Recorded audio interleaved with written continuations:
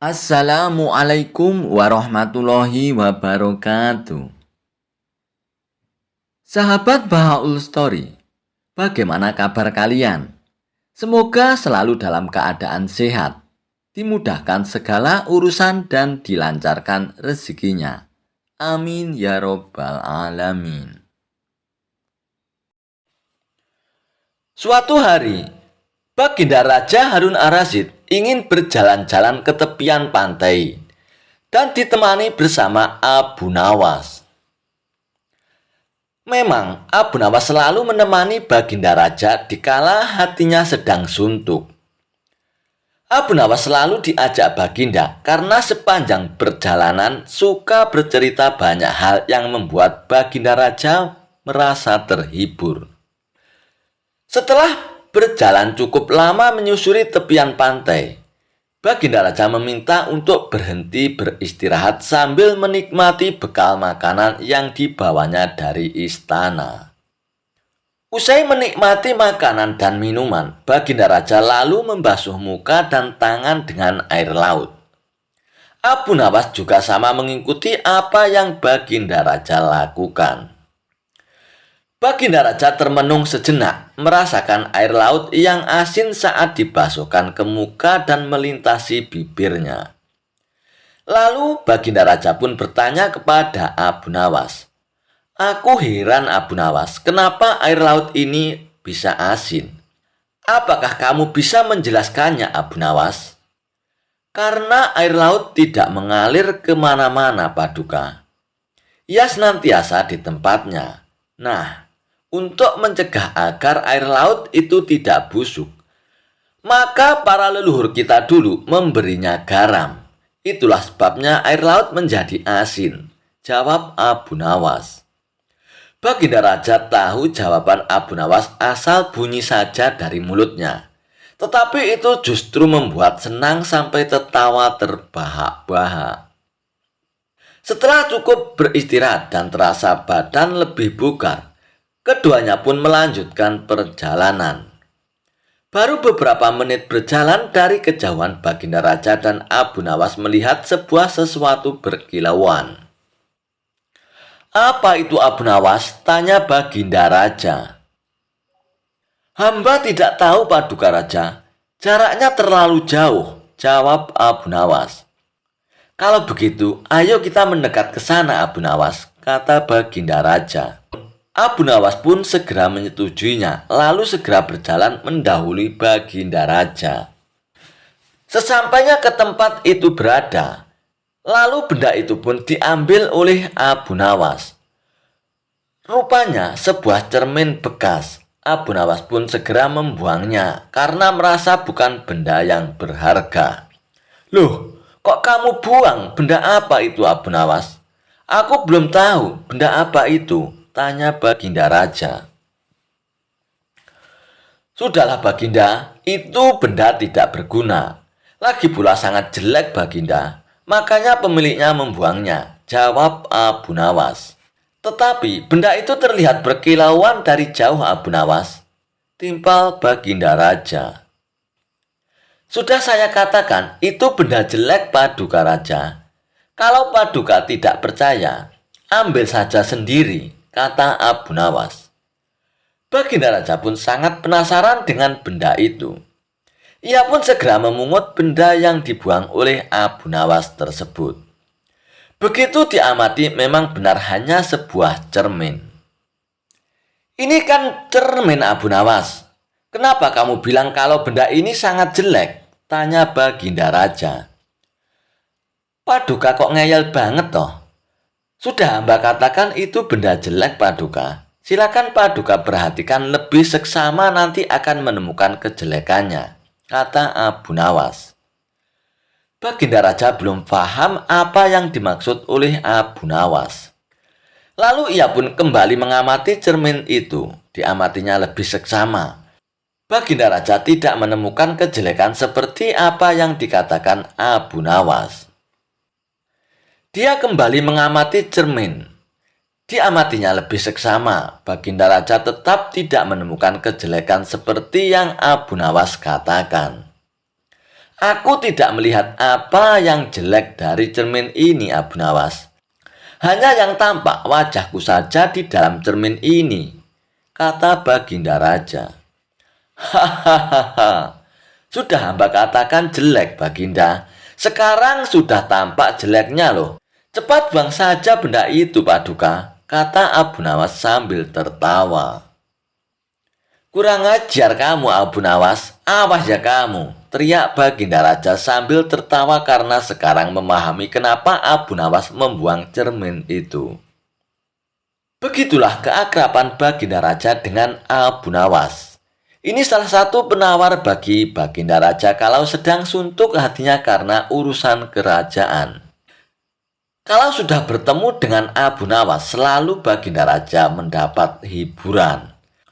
Walaupun kadang-kadang untuk itu Baginda Raja suka memberikan jebakan-jebakan ngeri-ngeri sedap kepada Abu Nawas. Tetapi Baginda Raja selalu tidak berhasil menjebak Abu Nawas. Itu juga membuat dirinya senang menikmati kecerdasan Abu Nawas.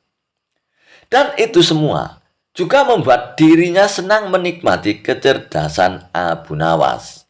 Saking senangnya, Baginda Raja tidak sungkan memberi Abu Nawas banyak hadiah.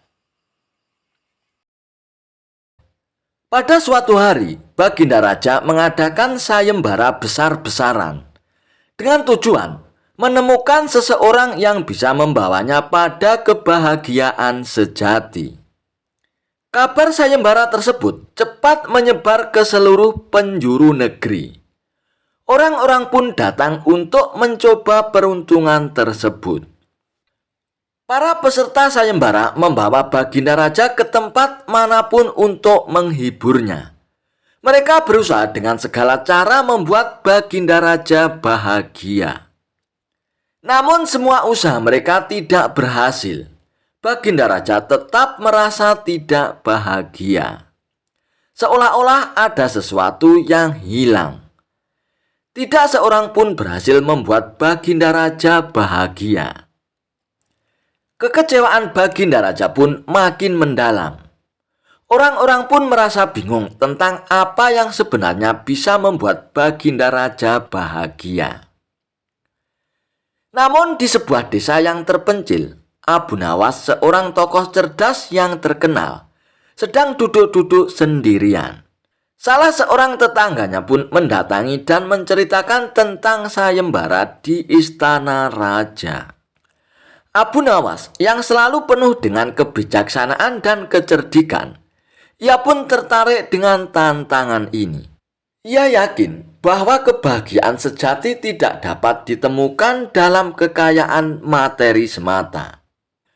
Maka Abu Nawas memutuskan mengikuti sayembara tersebut dengan niat yang sangat tidak biasa. Ketika tiba di istana, ia pun meminta izin untuk membawa Baginda Raja ke suatu tempat yang menurutnya akan membawa pada kebahagiaan sejati. Sang raja pun penasaran dan ia pun mengizinkannya. Lalu mereka berdua pun pergi ke dalam hutan yang tenang. Di tengah perjalanan, raja tiba-tiba terpeleset dan hampir jatuh ke jurang yang dalam. Dengan cepat, Abu Nawas pun meraih tangan Baginda Raja.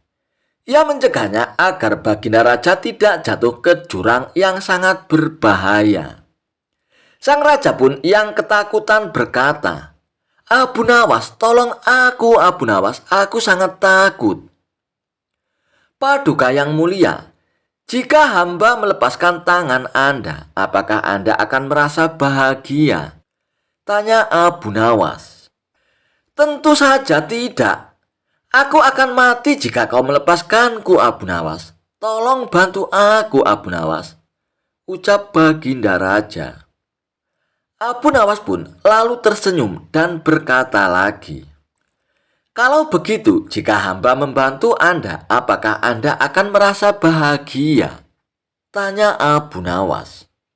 Sang raja pun lalu menjawab, "Iya Abu Nawas, sangat bahagia. Kamu telah menyelamatkan hidupku Abu Nawas," jawab Baginda Raja. Setelah menyelamatkan Baginda Raja, Abu Nawas pun berkata, "Paduka yang mulia, kebahagiaan sejati seringkali tidak terletak dalam harta, benda, atau kemewahan. Kebahagiaan sejati bisa ditemukan dalam perasaan bersyukur dan dalam membantu sesama manusia yang sedang kesulitan." Mendengar ucapan Abu Nawas, Baginda Raja pun merenungkan kata-katanya. Ia pun mulai menyadari bahwa Abu Nawas telah memberikan pelajaran berharga tentang makna sejati dalam kebahagiaan. Setelah itu, Baginda Raja pun menjadi lebih dermawan dan sering membantu orang-orang yang membutuhkannya. Ia menemukan bahwa kebahagiaan sejati tidak dapat dibeli dengan harta, melainkan dengan memberi dan berempati kepada sesama. Kisah Abu Nawas dan Baginda Raja kali ini mengajarkan bahwa kebahagiaan sejati seringkali tidak tergantung pada harta atau kemewahan. Sebaliknya, kebahagiaan sejati ditemukan dalam kebaikan hati, empati, dan dalam memberikan kepada orang lain. Abu Nawas dengan kecerdasan dan kebijaksanaannya membantu Baginda Raja menemukan kebahagiaan sejati melalui perbuatan baik dan kedermawanan. Kisah Abu Nawas dan botol ajaib. Suatu hari, Raja Harun ar-Rasyid memanggil Abu Nawas ke istananya untuk diberi tugas. Setelah tiba di istana, sang khalifah menyambut Abu Nawas dengan senyuman. "Akhir-akhir ini aku sering merasakan perutku sakit," kata tabib istana.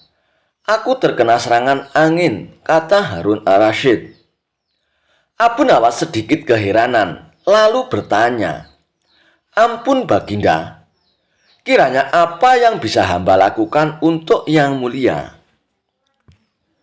"Tangkap dan penjarakan angin itu untukku," perintahnya. Abu Nawas diam sejenak. "Aku beri kau waktu 3 hari untuk menyelesaikan perintah ini," tambah Harun ar-Rasyid. Abu Nawas kemudian pulang dengan membawa pekerjaan dari Harun ar-Rasyid. Ia masih terdiam, mulutnya terkunci rapat, tak mengeluarkan sepatah kata pun.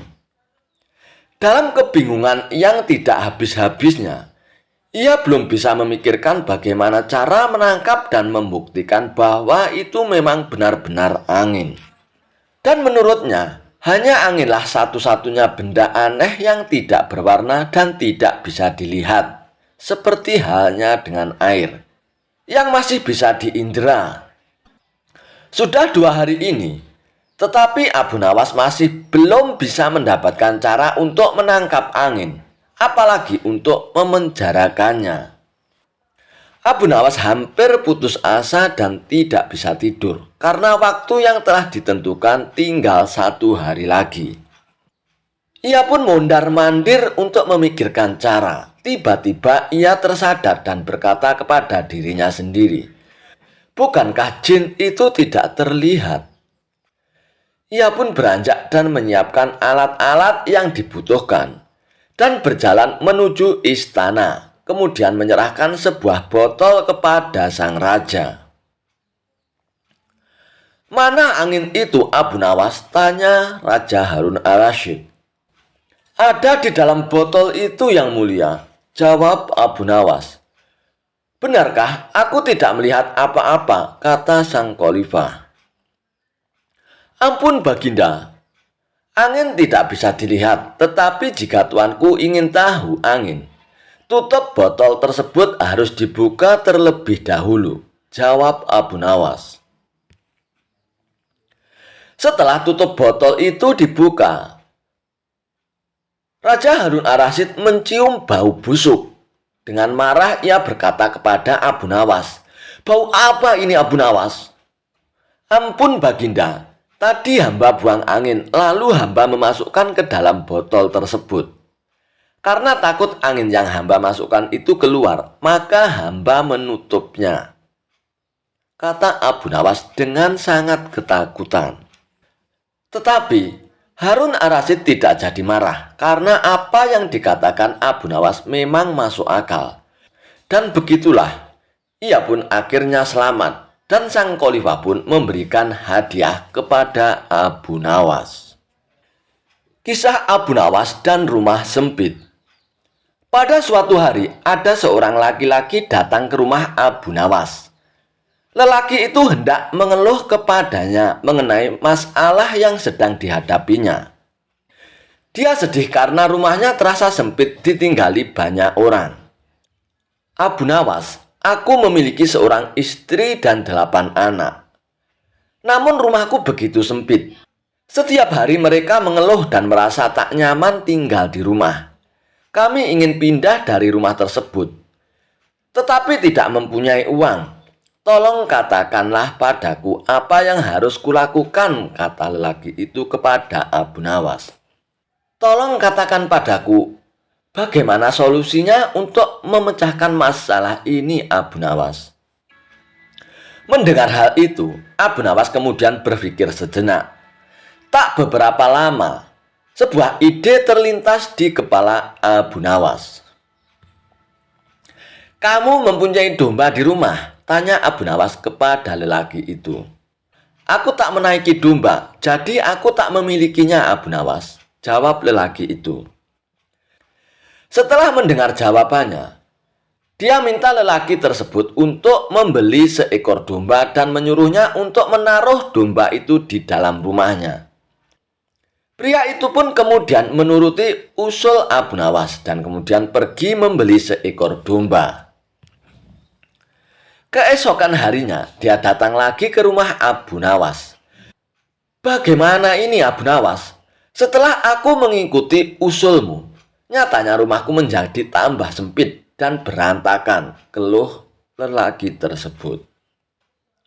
Kalau begitu, cobalah beli 2 ekor domba lagi dan peliharalah di dalam rumahmu, jawab Abu Nawas. Kemudian pria itu pun bergegas pergi ke pasar dan membeli 2 ekor domba lagi. Namun bukannya seperti yang diharapkan, rumahnya justru semakin terasa sempit. Dengan perasaan jengkel, dia pergi ke rumah Abu Nawas untuk mengadu yang ketiga kalinya. Dia menceritakan semua apa yang terjadi, termasuk mengenai istrinya yang menjadi sering marah-marah karena domba tersebut. Akhirnya Abu Nawas pun menyarankannya untuk menjual semua domba yang dimilikinya.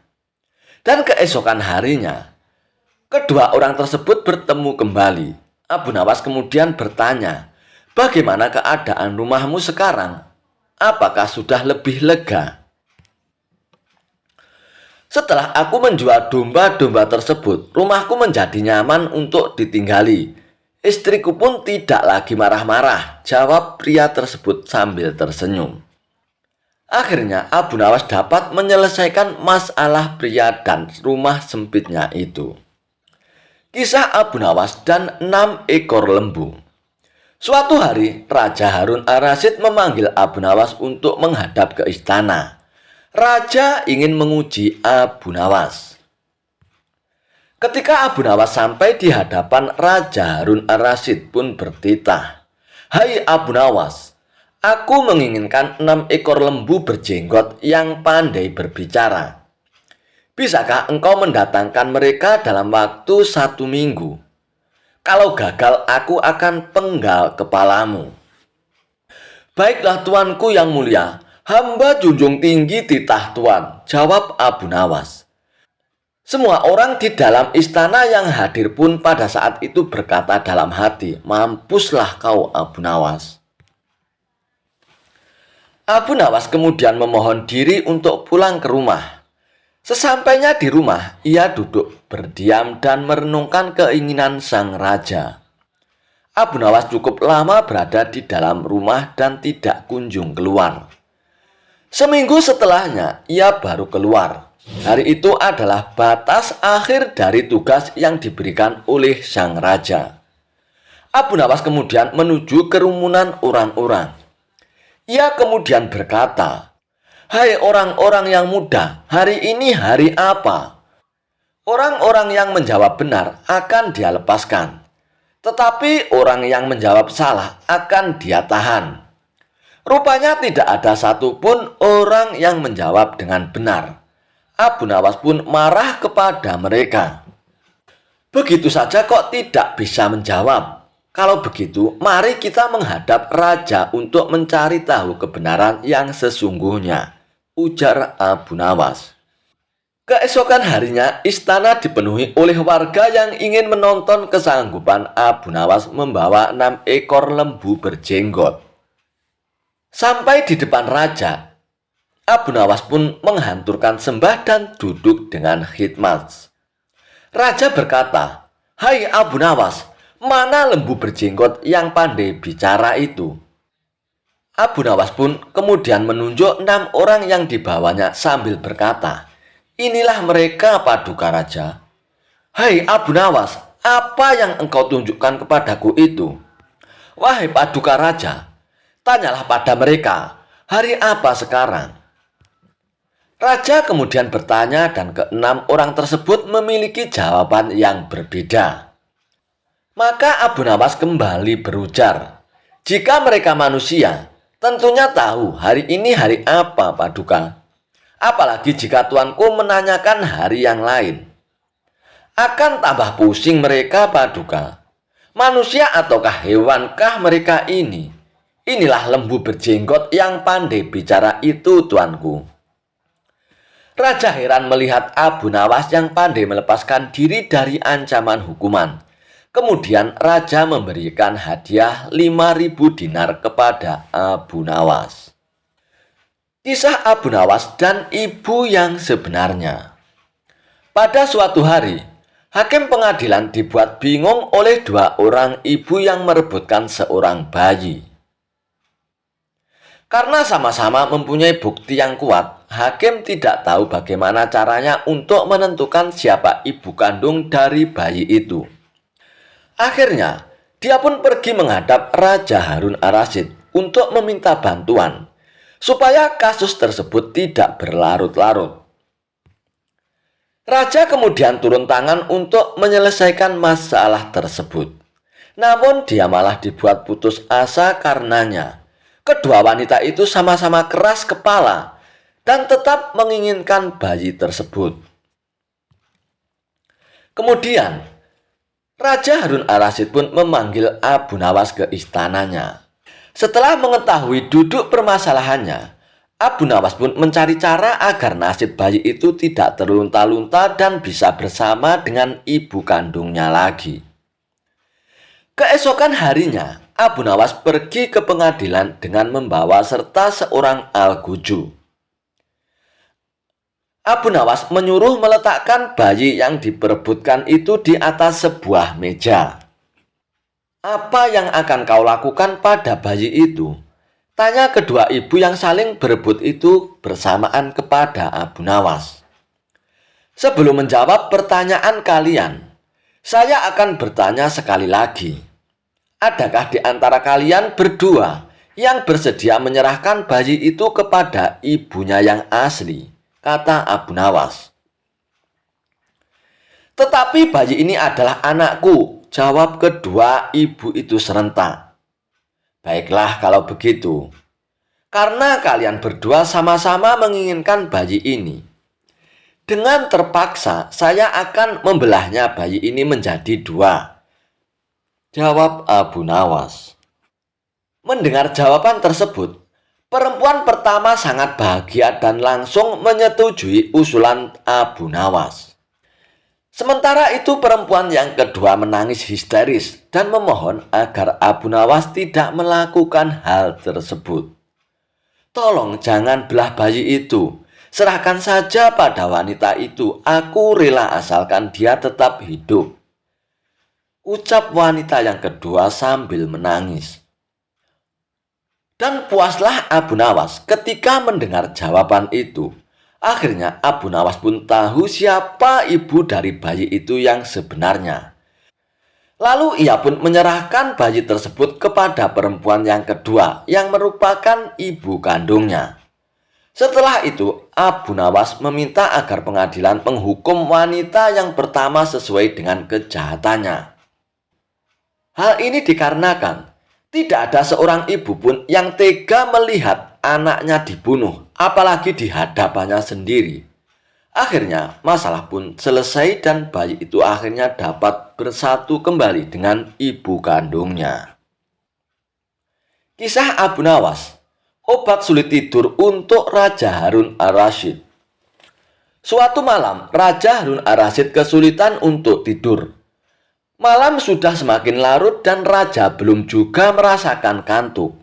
Raja kemudian memanggil salah satu pengawal istana. Raja pun berkata, "Umumkan kepada seluruh rakyat, barang siapa yang bisa membuat raja tertidur, akan diberikan 10 koin emas." Pengawal istana pun kemudian bergegas memberikan isyarat kepada bawahannya agar bergerak cepat untuk mengumumkan titah sang raja kepada rakyat. Setelah itu, datanglah 2 orang yang kebetulan pada malam itu juga kesulitan untuk tidur. Mendengar penjelasan dari pengawal istana, mereka berminat untuk mengikuti sayembara itu. Namun, kedua peserta tersebut pun gagal membuat raja bisa tertidur. Cerita yang dibawakan 2 peserta tersebut justru malah membuat raja semakin sulit untuk tertidur. Hingga sampailah Abu Nawas yang menawarkan diri untuk mengikuti sayembara. Setelah dipersilakan, Abu Nawas pun mulai bercerita. "Baginda, dahulu ada seekor raja semut yang kurang kerjaan. Ia masuk ke kuping sebelah kanan seseorang yang sedang tidur. Keluar lagi, masuk lagi, keluar lagi, kemudian masuk lagi. Kemudian masuk ke kuping kiri, keluar lagi, masuk lagi, keluar lagi, masuk lagi." Raja kesal mendengar kisah yang dituturkan oleh Abu Nawas. Menurut sang raja, cerita Abu Nawas tidak menarik dan membuat raja merasa bosan, sehingga ia pun menguap dan memiringkan tubuhnya membelakangi Abu Nawas. Perlahan raja pun menutup matanya dan mulai tertidur. Pagi harinya, Abu Nawas masuk lagi ke istana dengan mengendarai kereta. 10 karung diangkat ke dalam kereta satu persatu. Penjaga pintu istana geleng-geleng kepala ketika kereta itu keluar dari gerbang. Abu Nawas tertidur pulas di atas tumpukan karung emas dengan suara mendengkur yang keras. Kisah Abu Nawas sembunyi di kolong saat pergoki maling masuk rumah. Alkisah, pada suatu hari maling masuk ke rumah Abu Nawas. Alih-alih mengusir atau mencegah pencurian, Abu Nawas justru bersembunyi di kolong tempat tidurnya. Alhasil, si maling leluasa mengobrak-abrik rumah Abu Nawas dengan leluasa. Melihat itu, istri Abu Nawas pun marah. Saking marahnya, sang istri bahkan sampai menyindir Abu Nawas. "Sampean ini lelaki kok takut sama pencuri," kata sang istri. Bukannya tersinggung, Abu Nawas justru menjawab, ia merasa sungkan dengan si maling. Sebab di rumahnya tidak ada barang yang berharga yang bisa dia curi. "Aku tidak enak kalau dia tahu saya, soalnya di rumah ini tidak ada apa-apa yang bisa dicuri," kata Abu Nawas. Kisah Abu Nawas membangun istana di awan. Abu Nawas belum kembali. Kata istrinya, ia bersama seorang pendeta dan seorang ahli yoga sedang melakukan pengembaraan suci. Padahal saat itu, Baginda amat membutuhkan bantuan Abu Nawas. Beberapa hari terakhir ini, Baginda merencanakan membangun istana di awang-awang karena sebagian dari raja-raja negeri bersahabat telah membangun bangunan-bangunan yang luar biasa. Baginda tidak ingin menunggu Abu Nawas lebih lama lagi. Beliau mengutus beberapa orang kepercayaannya untuk mencari Abu Nawas. Mereka tidak berhasil menemukan Abu Nawas karena Abu Nawas ternyata sudah berada di rumah ketika mereka baru berangkat. Abu Nawas pun menghadap Baginda Raja Harun Ar-Rasyid. Baginda pun amat riang. Saking gembiranya, beliau mengajak Abu Nawas bergurau. Setelah saling tukar-menukar cerita-cerita yang lucu, lalu Baginda mulai mengutarakan rencananya. Aku sangat ingin membangun istana di awang-awang, agar aku lebih terkenal di antara raja-raja yang lain. Adakah kemungkinan keinginanku itu terwujud, Abu Nawas? Tanya Baginda Raja kepada Abu Nawas. Tidak ada yang tidak mungkin dilakukan di dunia ini, Paduka, kata Abu Nawas berusaha mengikuti arahan pembicaraan Baginda Raja. Kalau menurutmu hal itu tidak mustahil diwujudkan, maka aku serahkan sepenuhnya tugas ini kepadamu, kata Baginda puas. Abu Nawas pun terperanjat. Ia menyesal telah mengatakan kemungkinan mewujudkan istana di awang-awang. Tetapi nasi telah menjadi bubur. Kata-kata yang telah terlanjur didengar oleh Baginda tidak mungkin ditarik kembali. Baginda pun memberi waktu Abu Nawas beberapa minggu. Dan rasanya tak ada yang lebih berat lagi bagi Abu Nawas kecuali tugas yang diembannya. Jangankan membangun istana di langit, membangun sebuah gubuk kecil pun sudah merupakan hal yang mustahil dikerjakan. Hanya Tuhan sajalah yang mampu untuk melakukannya, gumam Abu Nawas dalam hatinya.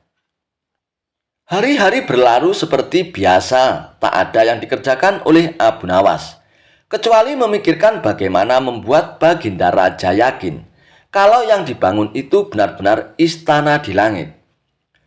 Seluruh ingatannya dikerahkan dan dihubung-hubungkan. Abu Nawas bahkan berusaha menjangkau masa kanak-kanaknya. Sampai ia teringat bahwa dulu ia pernah bermain layang-layang. Dan inilah yang membuat Abu Nawas girang. Abu Nawas tidak menyia-nyiakan waktu lagi. Ia bersama beberapa kawannya merancang layang-layang raksasa terbentuk persegi 4. Dan setelah selesai, baru Abu Nawas melukis pintu-pintu serta jendela-jendela dan ornamen-ornamen lainnya. Ketika semuanya telah selesai, Abu Nawas dan kawan-kawannya menerbangkan layang-layang raksasa itu dari suatu tempat yang dirahasiakan. Begitu layang-layang raksasa terbentuk, istana itu mengapung di angkasa. Penduduk negeri gempar, Baginda Raja girang bukan kepalang. Benarkah Abu Nawas berhasil membangun istana di langit? Dengan tidak sabar, beliau didampingi beberapa orang pengawal bergegas menemui Abu Nawas. Dan Abu Nawas pun berkata dengan bangga, "Paduka yang mulia, istana pesanan Paduka telah rampung," kata Abu Nawas merendah. "Engkau benar-benar hebat, Abu Nawas," kata Baginda memuji Abu Nawas. "Terima kasih Baginda yang mulia," kata Abu Nawas. "Lalu bagaimana caranya aku ke istana?" tanya Baginda Raja. "Dengan tambang Paduka yang mulia," kata Abu Nawas dengan tenangnya. "Kalau begitu, siapkan tambang itu sekarang. Aku ingin segera melihat istanaku dari dekat," kata Baginda tak sabar lagi.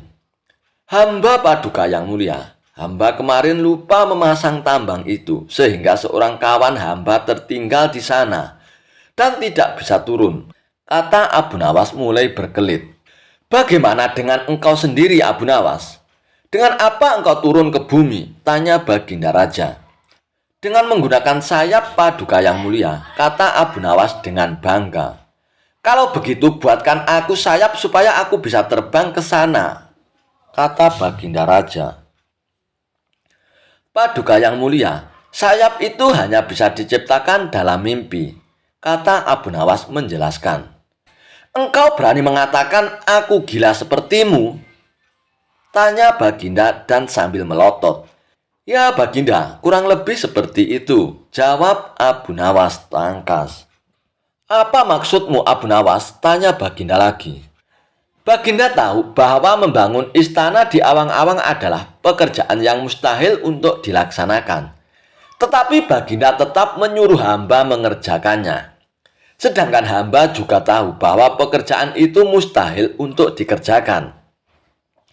Tetapi hamba tetap menyanggupinya titah baginda yang tidak masuk akal itu, kata Abu Nawas berusaha menjelaskan kepada baginda raja. Tanpa menoleh, baginda raja pun kembali ke istana diiringi para pengawalnya. Abu Nawas berdiri sendirian sambil memandang ke atas melihat istana terapung di awan.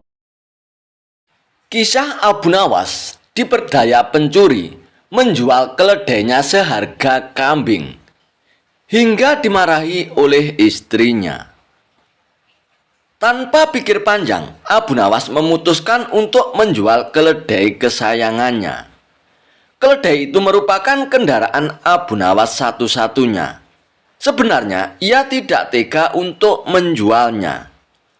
Akan tetapi keluarga Abu Nawas amat membutuhkan uang dan istrinya pun setuju.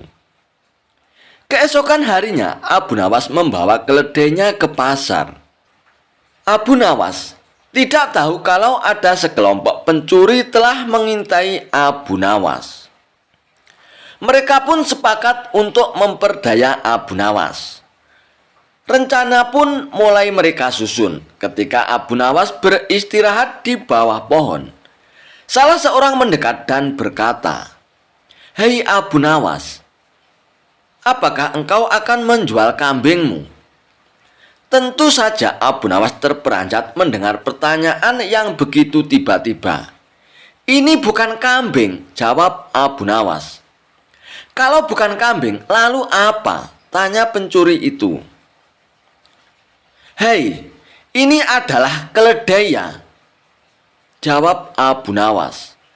"Kalau engkau yakin itu keledai, jual saja ke pasar dan tanyakan pada mereka," kata komplotan pencuri itu sambil berlalu.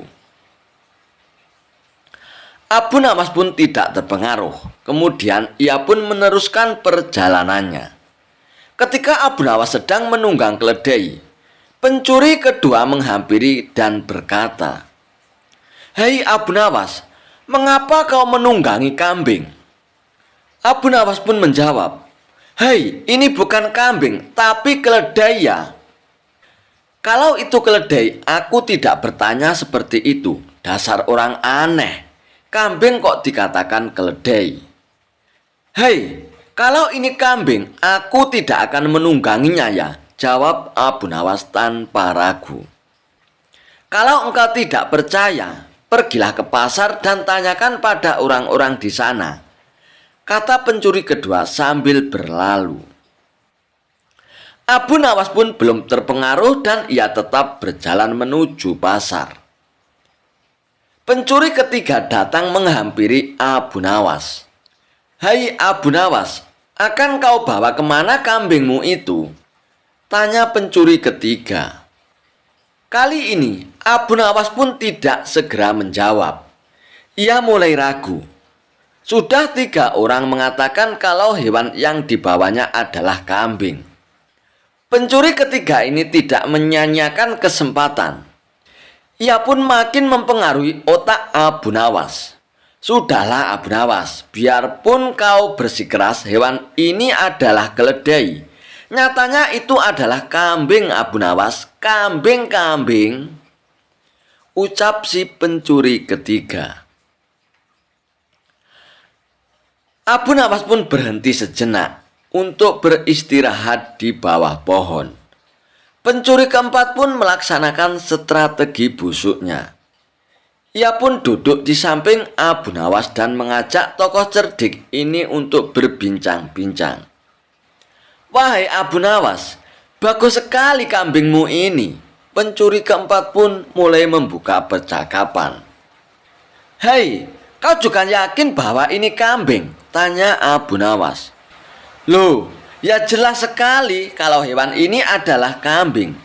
Kalau boleh aku ingin membelinya," ucap pencuri keempat itu. "Memangnya berapa kau berani membayarnya?" tanya Abu Nawas. "Akan ku bayar 3 dirham," ucap si pencuri itu. Karena tergoda oleh pencuri itu, akhirnya Abu Nawas pun menyetujuinya. Setelah menerima uang 3 dirham dari pencuri keempat, Kemudian Abu Nawas pun langsung pulang. Setibanya di rumah, Abu Nawas pun memberikan uang 3 dirham itu kepada istrinya. "Hei suamiku, jadi keledai itu hanya engkau jual 3 dirham saja, lantaran mereka mengatakan bahwa keledai kita itu adalah kambing." Abu Nawas pun tidak bisa menjawab istrinya. Ia pun hanya mendengar ocehan istrinya dengan setia sambil menahan rasa dongkolnya. Kini ia baru menyadari kalau sudah diperdayai oleh komplotan pencuri yang menggoyahkan akal sehatnya. Abu Nawas pun merencanakan sesuatu.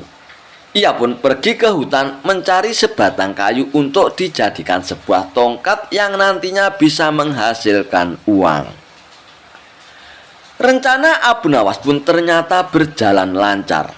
Hampir semua orang membicarakan keajaiban tongkat Abu Nawas. Berita ini juga terdengar oleh para pencuri yang telah menipu Abu Nawas. Mereka langsung tertarik, bahkan mereka melihat sendiri ketika Abu Nawas membeli barang atau makanan tanpa membayar, tetapi hanya dengan mengacungkan tongkatnya saja. Mereka pun berpikir, kalau tongkat Abu Nawas itu bisa dibelinya, mereka akan kaya karena hanya dengan mengacungkan tongkat itu, mereka akan mendapatkan apa yang mereka inginkan. Akhirnya mereka pun mendekati Abu Nawas dan berkata, "Hai Abu Nawas, apakah tongkatmu itu kau jual?" Tanya pencuri itu kepada Abu Nawas. "Tidak," jawab Abu Nawas dengan cueknya. "Tetapi kami bersedia membelinya dengan harga yang amat tinggi Abu Nawas," kata mereka. "Memangnya berapa kamu berani membelinya?" kata Abu Nawas berpura-pura merasa tertarik. 100 dinar uang emas, kata mereka tanpa ragu-ragu. "Tetapi tongkat ini adalah tongkat wasiat satu-satunya yang aku miliki," kata Abu Nawas sambil tetap berpura-pura tidak ingin menjual tongkatnya. "Dengan uang 100 dinar engkau sudah bisa hidup enak Abu Nawas," rayu mereka makin penasaran. Abu Nawas pun diam beberapa saat, sepertinya merasa keberatan sekali. Lalu Abu Nawas pun berkata, "Oke, baiklah kalau begitu," kata Abu Nawas. Kemudian Abu Nawas pun menyerahkan tongkatnya, dan ia pun menerima 100 dinar uang emas. Lalu Abu Nawas pun segera melesat pulang. Para pencuri itu segera mencari warung terdekat untuk membuktikan keajaiban tongkat yang baru mereka beli dari Abu Nawas. Seusai makan, mereka pun mengacungkan tongkat itu kepada pemilik kedai itu. Tentu saja pemilik kedai pun marah. "Apa maksudmu mengacungkan tongkat itu padaku?" ucap pemilik kedai itu dengan nada marah kepada para pencuri itu. "Bukankah Abu Nawas juga mengacungkan tongkat ini dan engkau membebaskannya?" tanya para pencuri itu. "Memang benar, tapi engkau harus tahu bahwa Abu Nawas menitipkan sejumlah uang kepadaku sebelum ia makan di sini," jelas pemilik kedai itu kepada pencuri. "Gila, ternyata kita tidak mendapatkan keuntungan sama sekali. Menipu Abu Nawas, kita malah rugi besar kawan," umpat para pencuri dengan rasa dongkol.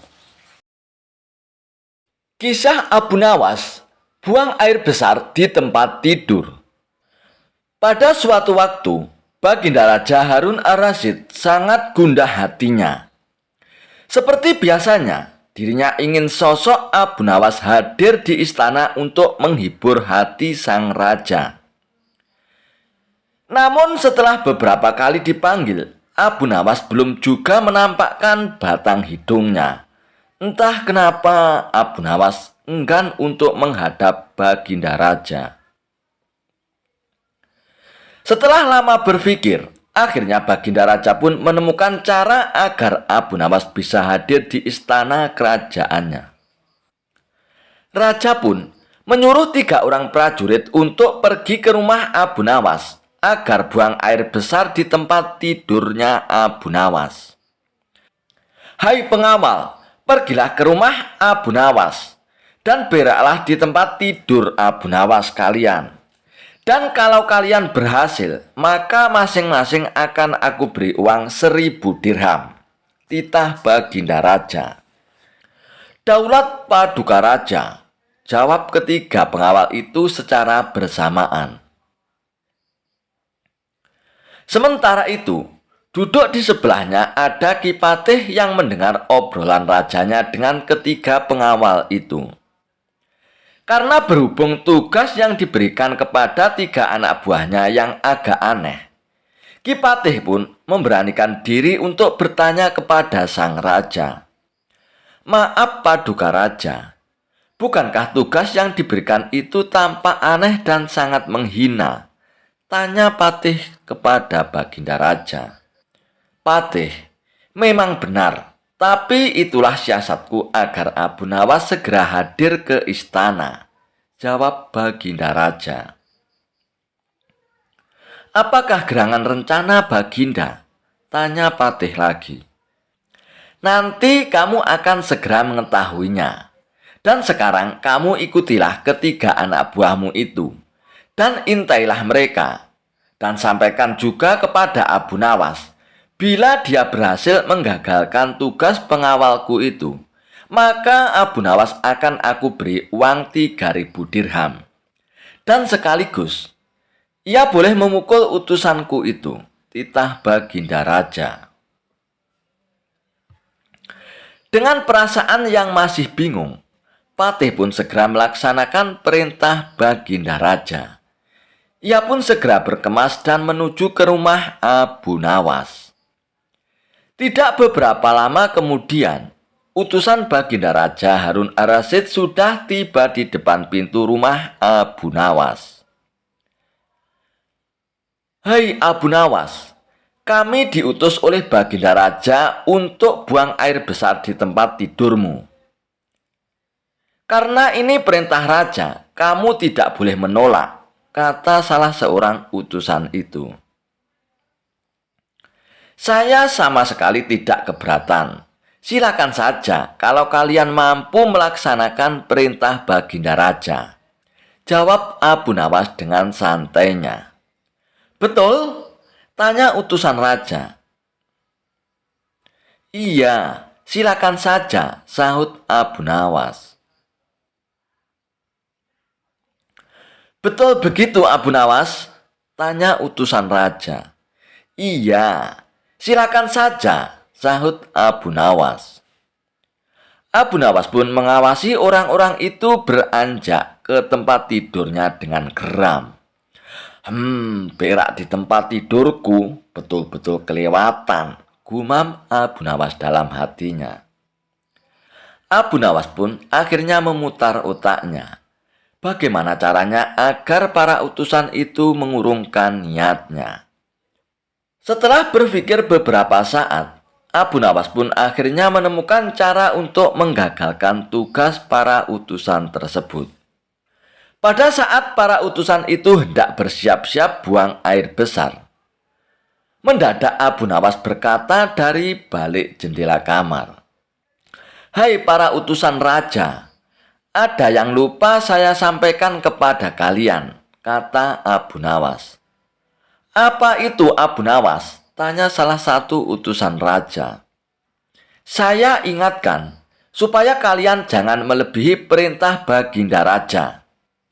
Jika kalian melanggar, saya akan pukul kalian dengan sebuah pentungan besar dan setelah itu saya akan laporkan kalian kepada Baginda Raja bahwa kalian melanggar perintahnya. Jawab Abu Nawas dengan serius. Dengan cekatan, Abu Nawas pun segera mengambil sebatang kayu besar yang ada di dapur rumahnya. Bahkan, kini Abu Nawas sudah mengambil pentungan kayu besar tersebut. Hai, apa maksudmu tadi Abu Nawas? Tanya salah satu utusan.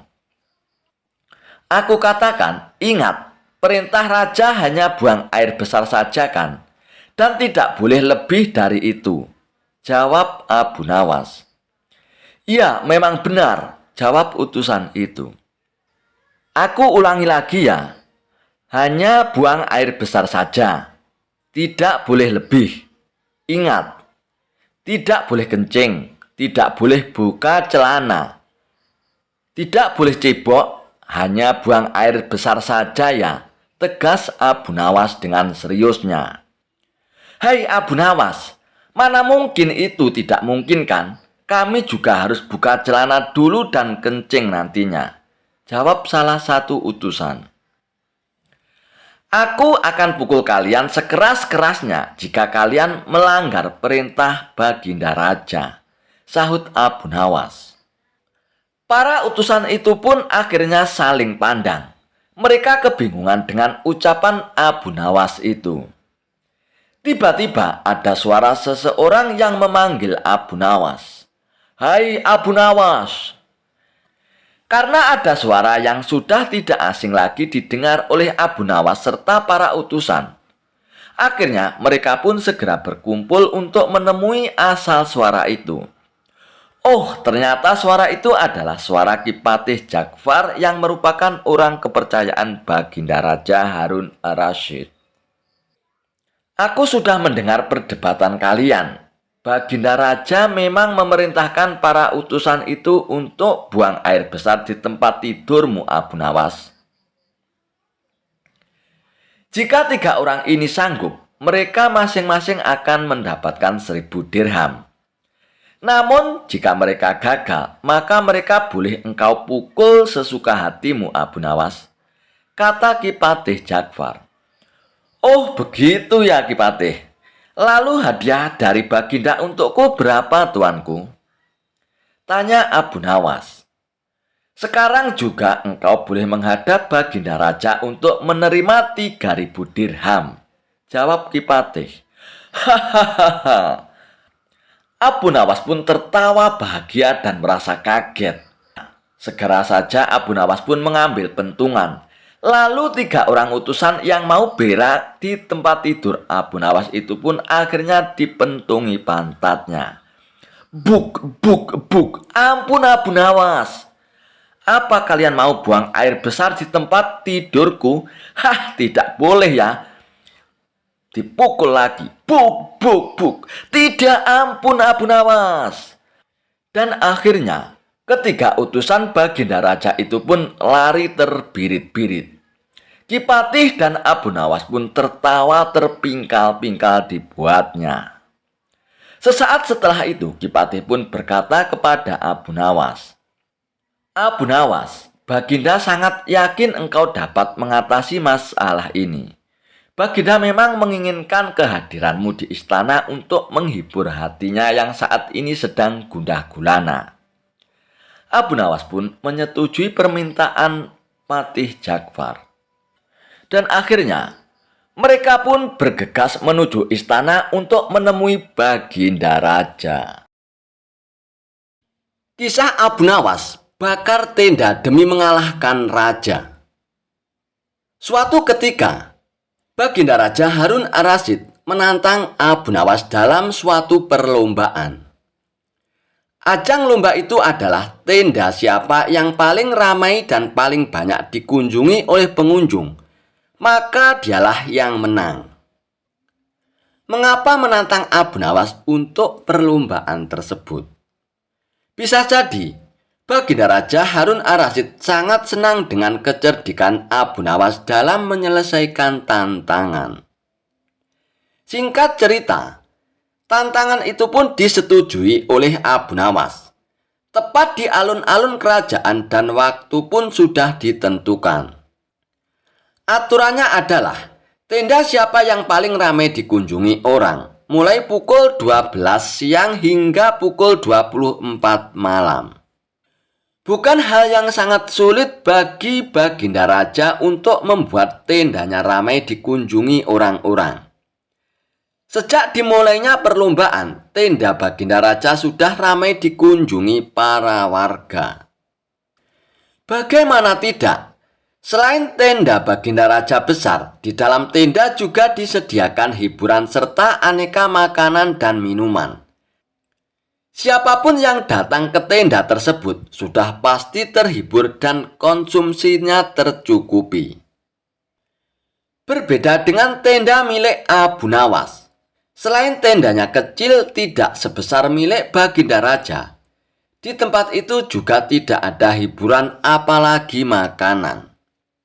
Namun Abu Nawas terlihat tenang sembari duduk-duduk di dalam tenda tersebut.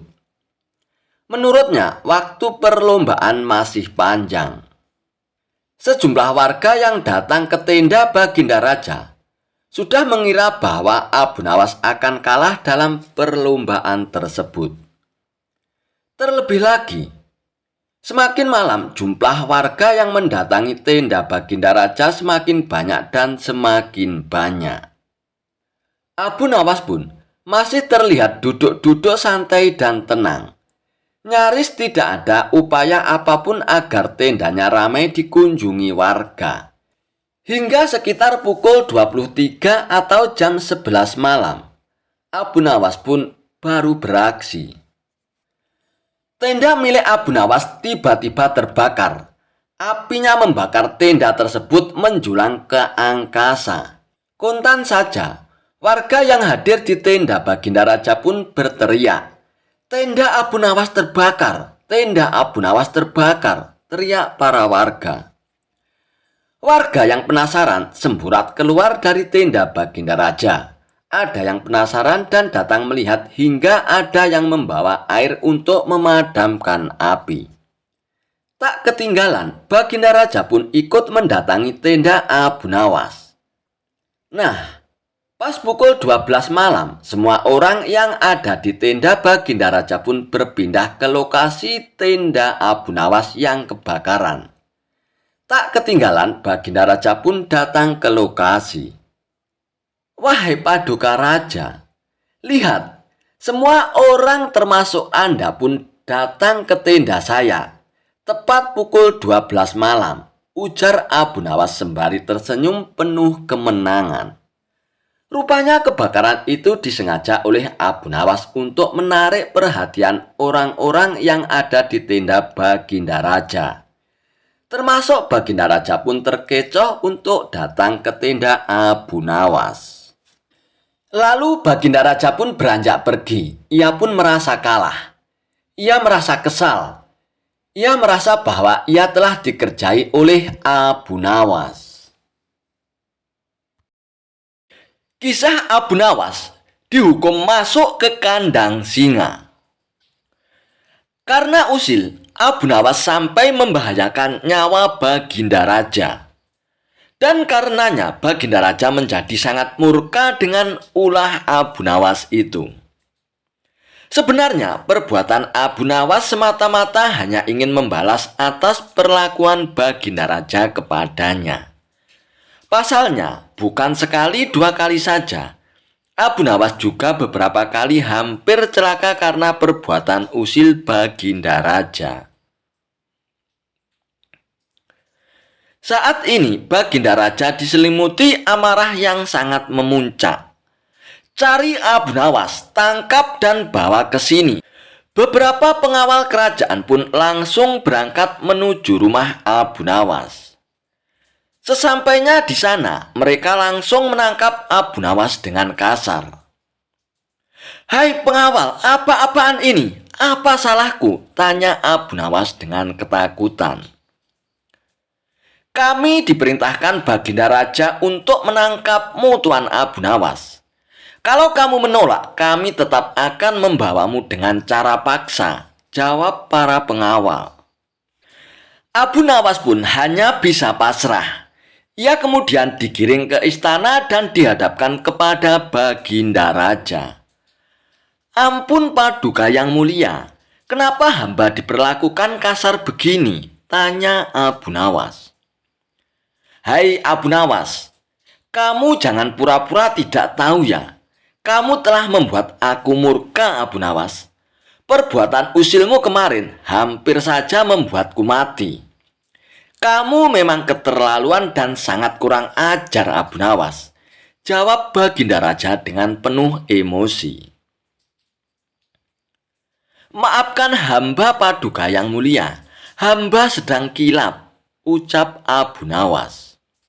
"Saat ini sudah tidak ada maaf bagimu, Abu Nawas. Kamu harus dihukum mati," bentak Baginda Raja. "Lalu dengan cara apa hamba dihukum mati, Paduka?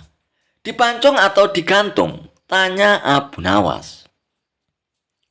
"Bukan, Abu Nawas, bukan dengan cara seperti itu. Karena hukuman seperti itu hanya jadi bahan lelucon bagimu saja nantinya," balas Baginda Raja bertambah emosi. Abu Nawas pun menangkap keseriusan pada diri Baginda Raja.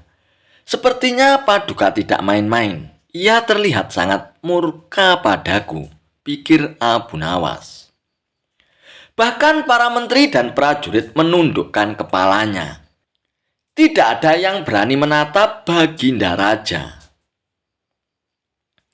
"Hai pengawal, masukkan Abu Nawas ke kandang singa," teriak Baginda Raja memecah keheningan. Para menteri dan segenap prajurit terkejut mendengar perintah Baginda Raja. Karena walau bagaimanapun, Abu Nawas adalah sosok yang baik. Sering berjasa mengungkap kasus-kasus di dalam istana yang sulit terpecahkan.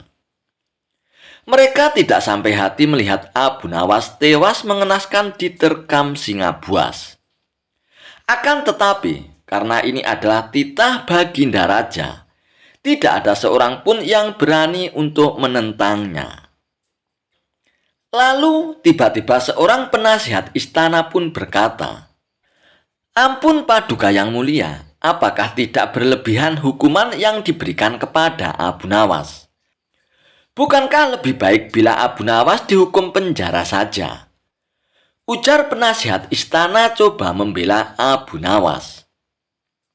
"Kalau kau tidak suka dengan keputusanku, kau boleh ikut Abu Nawas masuk ke dalam kandang singa, penasihat," hardik Baginda Raja. Sang penasihat istana pun hanya terdiam. Ia tidak berani untuk membantah Paduka Raja.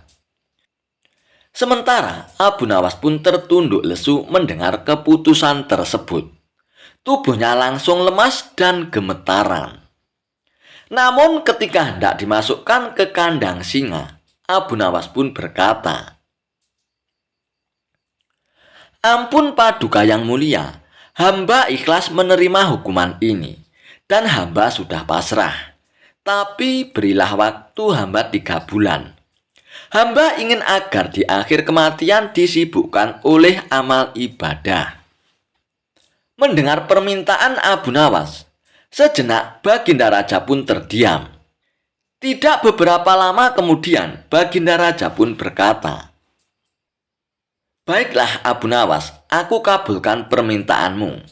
Tapi selama itu pula, kamu harus hidup dalam penjara dan kamu dilarang menemui keluargamu." Abu Nawas pun menyetujui syarat tersebut. "Dan kalau diperkenankan, bolehkah saya minta satu permintaan lagi, Paduka?" tutur Abu Nawas. "Apalagi permintaanmu, Abu Nawas?" tanya Baginda Raja. "Supaya kehidupan hamba di dalam penjara tidak membosankan, izinkan hamba memberi makan singa yang ada di kandang, Paduka," jawab Abu Nawas. "Oh, tidak masalah, Abu Nawas. Nanti ruang penjaramu bersebelahan dengan kandang singa," ujar Baginda Raja. Maka dimasukkanlah Abu Nawas ke penjara. Pada bulan pertama, Abu Nawas melalui waktu dengan beribadah. Sedangkan tiap pagi dan sore hari, diisinya dengan memberi makan singa. Pada bulan kedua dan ketiga, Abu Nawas makin tekun beribadah. Ia juga lebih rajin memberi makan singa. Abu Nawas memperlakukan singa itu layaknya sebagai seorang sahabat. 3 bulan pun akhirnya berlalu dan tibalah saatnya bagi Abu Nawas untuk menjalani hukuman atas perintah Baginda Raja. Beberapa pengawal istana pun memasukkan Abu Nawas ke kandang singa. Sementara para menteri yang ikut menyaksikan merasa iba dengan nasib Abu Nawas. Akan tetapi, tiba-tiba terjadi peristiwa tidak terduga saat Abu Nawas berada di dalam kandang singa.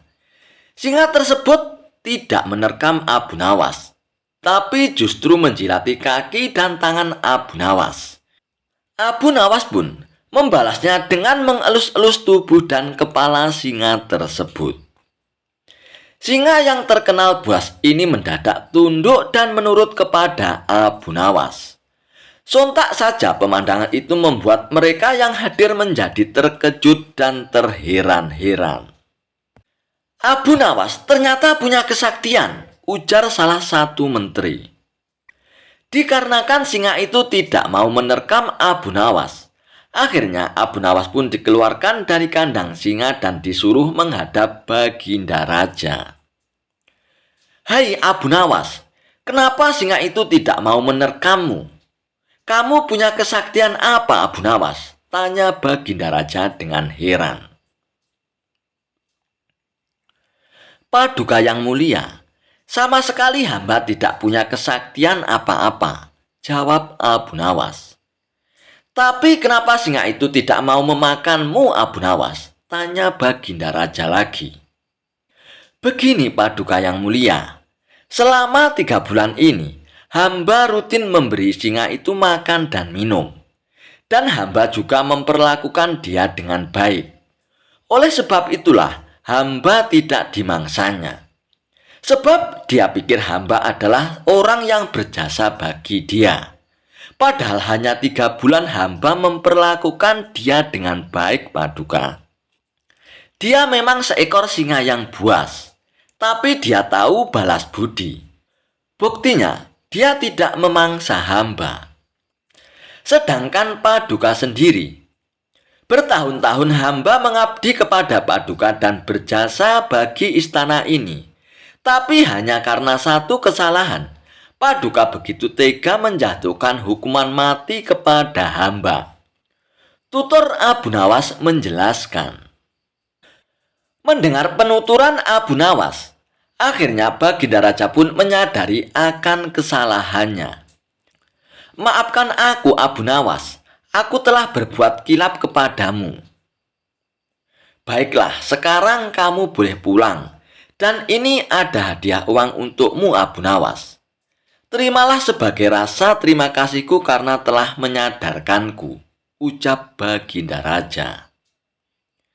Berkat kecerdikannya, Abu Nawas pun akhirnya kembali lolos dari hukuman mati. Kisah Abu Nawas, debat tentang telur dan ayam. Melihat ayam betinanya bertelur, Baginda Raja pun tersenyum. Beliau memanggil pengawal agar mengumumkan kepada rakyat bahwa kerajaan mengadakan sayembara untuk umum. Sayembara itu berupa pertanyaan yang mudah tetapi memerlukan jawaban yang tepat dan masuk akal. Barang siapa yang bisa menjawab pertanyaan itu akan mendapatkan imbalan yang amat menggiurkan. 1 pundi penuh uang emas. Tetapi bila tidak bisa menjawab, maka hukuman yang terjadi adalah masuk penjara. Banyak rakyat yang ingin mengikuti sayembara tersebut, terutama orang-orang yang miskin.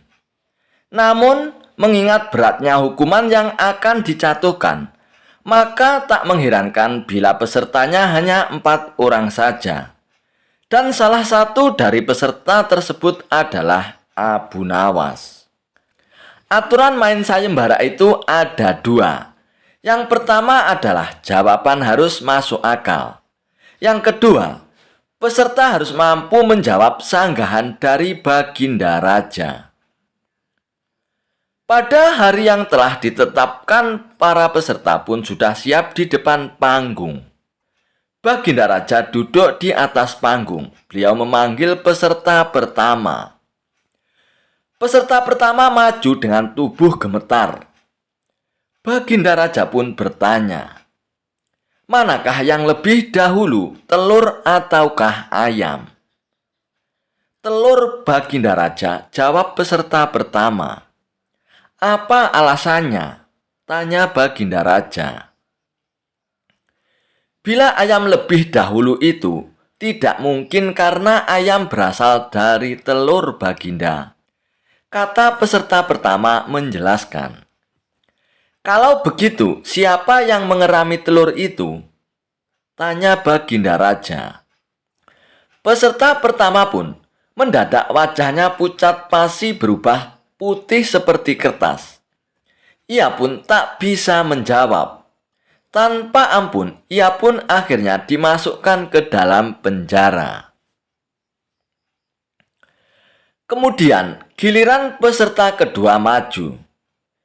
Ia pun berkata, Paduka yang mulia, sebenarnya telur dan ayam tercipta dalam waktu bersamaan. Bagaimana bisa bersamaan? Tanya Baginda Raja. Bila ayam lebih dahulu, itu tidak mungkin karena ayam berasal dari telur Baginda.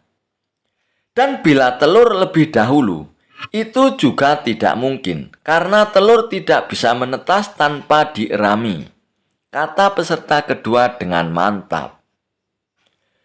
Bukankah ayam betina bisa bertelur tanpa ayam jantan? Sanggah Baginda Raja memojokkan. Peserta kedua pun kebingungan dan tidak bisa menjawab. Dan akhirnya ia pun dijebloskan ke dalam penjara.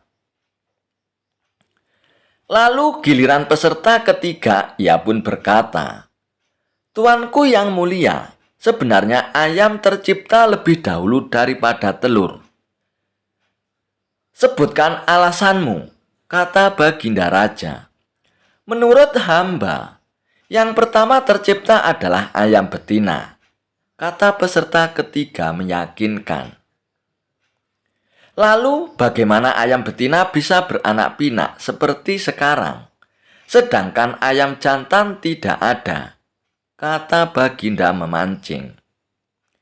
Ayam betina bisa bertelur tanpa ayam jantan. Telurnya dierami sendiri lalu menetas dan menurunkan anak ayam jantan. Kemudian menjadi ayam jantan dewasa dan mengawini induknya sendiri. Ucap peserta ketiga berusaha untuk menjelaskan. Lalu bagaimana bila ayam betina mati sebelum ayam jantan yang sudah dewasa sempat mengawininya? Tanya Baginda Raja. Peserta ketiga pun tidak bisa menjawab sanggahan Baginda Raja. Lalu ia pun dimasukkan ke penjara. Kini tiba giliran Abu Nawas. Ia pun berkata, yang pasti adalah telur dulu baru ayam Baginda. Coba terangkan secara logis, kata Baginda Raja ingin tahu. Ayam bisa mengenal telur Baginda, sebaliknya telur tidak bisa mengenal ayam, kata Abu Nawas dengan singkat. Agak lama Baginda Raja merenung. Dan kali ini ia pun tidak menyanggah alasan Abu Nawas. Karena alasan Abu Nawas memang masuk akal. Dan akhirnya Abu Nawas pun mendapatkan hadiah dari Baginda Raja. Kisah Abu Nawas dihukum raja untuk minum air mendidih. Dikisahkan, suatu hari Abu Nawas ketahuan prajurit istana tengah menenggak minuman keras. Dengan cepat, para prajurit ini segera menangkap dan membawa Abu Nawas ke hadapan Baginda Raja. Abu Nawas, kelakuanmu masih saja tidak berubah. Selama ini aku sudah berbaik hati kepadamu. Aku sengaja meloloskanmu dari hukuman karena kamu selalu berjanji tidak akan mengulanginya. Tapi kali ini sudah tidak ada maaf bagimu. Apapun alasanmu, kamu tetap akan saya hukum, ucap Baginda Raja. Sementara Abu Nawas pun hanya terdiam. Kepalanya tertunduk tak berani menatap. Kira-kira hukuman apa yang pantas diberikan supaya Abu Nawas kapok dengan perbuatannya? Tanya Baginda Raja kepada penasihat istana. Kemudian, penasihat istana pun mengusulkan bagaimana kalau Abu Nawas dihukum dengan cara minum air yang mendidih. Ternyata usulan tersebut langsung diterima oleh Baginda Raja. "Usulmu bagus sekali penasihat, aku setuju denganmu," kata Baginda Raja. Seketika itu juga Abu Nawas pun langsung pucat. Tubuhnya menjadi gemetaran karena sama saja ia akan dihukum mati. "Ampun Paduka yang mulia, hamba mohon keringanan hukuman," pinta Abu Nawas. "Keputusanku sudah bulat Abu Nawas dan tidak bisa ditawar-tawar lagi," balas Baginda Raja. "Baiklah Paduka yang mulia, kalau itu memang sudah keputusan Paduka, saya terima dengan berat hati. Tapi sebelum saya menjalani hukuman, izinkan saya menemui istri dan anak-anak saya untuk berpamitan," ujar Abu Nawas. Sejenak Baginda Raja pun terdiam. Ia heran dengan kata-kata Abu Nawas yang berpamitan. "Maksudmu bagaimana ini Abu Nawas?" tanya Baginda Raja dengan heran. "Begini Paduka, apabila air mendidih masuk ke dalam perut, bukan hanya lidah dan bibir saja yang akan melepuh, tapi semua organ tubuh di dalam juga ikut melepuh. Tidak menutup kemungkinan saya akan mati saat itu juga," jelas Abu Nawas. Baginda Raja pun terkejut. Ia tak menyadari akan hal itu. "Kasihan juga Abu Nawas, tapi masa saya harus menarik kembali ucapan saya? Itu tidak mungkin. Martabat saya sebagai raja akan jatuh," pikir Baginda Raja. "Baiklah Abu Nawas, saya penuhi permintaanmu. Sekarang kamu pulanglah. Tapi besok kamu harus sudah ada di sini," titah Baginda Raja. Abu Nawas pun lalu pamit pulang. Sesampainya di rumah, Abu Nawas pun memberitahukan kepada istri dan anak-anaknya tentang hukuman yang akan ia jalani. "Mengapa Baginda Raja sekejam itu suamiku?" kata istri Abu Nawas tak terima. "Sudahlah wahai istriku, bila memang ini sudah takdirku untuk mati, aku harap kamu dan anak-anak mengikhlaskan kepergianku," tutur Abu Nawas. Mereka lalu menangis sambil berpelukan erat. Malam pun semakin larut, Abu Nawas masih belum dapat memejamkan matanya. Ia terus meratapi nasib yang tengah dihadapinya. Namun ia terus mencari cara bagaimana supaya bisa lolos dari hukuman Baginda Raja. Abu Nawas pun terus memutar otaknya agar ia bisa lolos dari hukuman Baginda Raja. Tiba-tiba rasa lapar mulai menghinggap di perutnya. "Wahai istriku, adakah makanan yang tersisa untukku?" tanya Abu Nawas. "Saya sudah menyiapkan sop panas di atas meja, tapi sepertinya sekarang sudah dingin suamiku," jawab istri Abu Nawas. "Sudah dingin? Memangnya kapan kamu membuat sopnya istriku?" tanya Abu Nawas.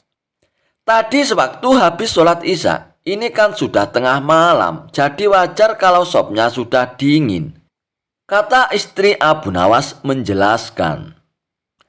Saat itulah terbesit di otak Abu Nawas akan ide yang cemerlang. Tapi Abu Nawas sengaja tidak memberitahu kepada istrinya, sebab tidak ingin rencananya menjadi berantakan. Setelah menjelang pagi hari, Abu Nawas pun mengumpulkan para tetangganya. Dan ia pun memberitahukan kepada mereka bahwa dirinya akan dihukum mati dan ia minta agar para tetangganya itu ikut bersamanya ke istana. Berita mengejutkan ini tentu saja membuat para tetangganya pun kaget. Ia tak menyangka Baginda Raja bisa sekejam itu kepada Abu Nawas. "Abu Nawas, kamu kan dekat dengan Baginda Raja. Kenapa tidak minta ampunan darinya?" tanya mereka. "Biarlah nasi sudah menjadi bubur. Baginda Raja juga tidak akan mencabut ucapannya," terang Abu Nawas. Maka berangkatlah Abu Nawas ke istana dan didampingi keluarga dan para tetangganya. Melihat kedatangan Abu Nawas bersama orang banyak, Baginda Raja pun bertanya, "Hei Abu Nawas, kenapa kau bawa orang banyak sekali? Apakah kau hendak melawanku?" Dengan ekspresi wajah sedih, Abu Nawas pun menjawab, "Ampun Paduka yang mulia. Paduka jangan salah paham. Mereka semua adalah tetangga saya, Paduka. Mereka ingin melepas kepergian saya." Baginda Raja pun akhirnya tidak keberatan akan hal itu. "Baiklah Abu Nawas, apakah kau sudah siap menjalani hukuman?" tanya Baginda Raja. "Saya sudah siap Paduka, silakan bawa kemari air mendidihnya," balas Abu Nawas. Lalu beberapa prajurit istana pun membawakan bejana yang berisi air mendidih ke hadapan Abu Nawas. "Sekarang kamu minum air mendidih itu Abu Nawas," kata Baginda Raja. "Siap Paduka yang mulia, tapi sebelumnya izinkan saya meminta maaf dan berpamitan kepada keluarga saya dan para tetangga," pinta Abu Nawas. "Oh silakan saja Abu Nawas," ucap Baginda Raja. Lalu Abu Nawas pun menghampiri istri dan anak-anaknya. Suara tangis istri dan anak-anak Abu Nawas pun menjadi pecah. Orang-orang yang hadir pun ikut bersedih. Dan tak terasa air mata Baginda Raja pun ikut menetes. Sebenarnya Baginda Raja tidak tega. Akan tetapi ia pun tidak mungkin membatalkan hukuman. Karena banyaknya tetangga yang ikut hadir, tentu saja memakan waktu yang lama, hingga tak terasa air mendidih yang ada di dalam bejana itu pun menjadi dingin. Setelah Abu Nawas selesai berpamitan, ia pun segera mengambil air di bejana itu dan meminumnya sampai habis. Tentu saja Abu Nawas pun tidak mengalami suatu apapun, sebab air yang ada di dalam bejana itu pun sudah menjadi dingin. "Paduka yang mulia, saya sudah menjalani hukuman saya. Sekarang izinkan saya untuk pulang," pinta Abu Nawas. Melihat hal itu, Baginda Raja pun menjadi bengong. "Hei Abu Nawas, bukankah saya menyuruhmu untuk minum air mendidih?" tanya Baginda Raja. "Benar Paduka yang mulia, tapi air di bejana itu kan tadinya mendidih. Jangan salahkan saya kalau air ini menjadi dingin. Saya hanya melakukan apa yang seharusnya saya lakukan," jawab Abu Nawas. Dengan kecerdikannya, Abu Nawas pun kembali lolos dari hukuman maut. Ia pun dibolehkan pulang oleh Baginda Raja bersama anak, istri, dan para tetangganya.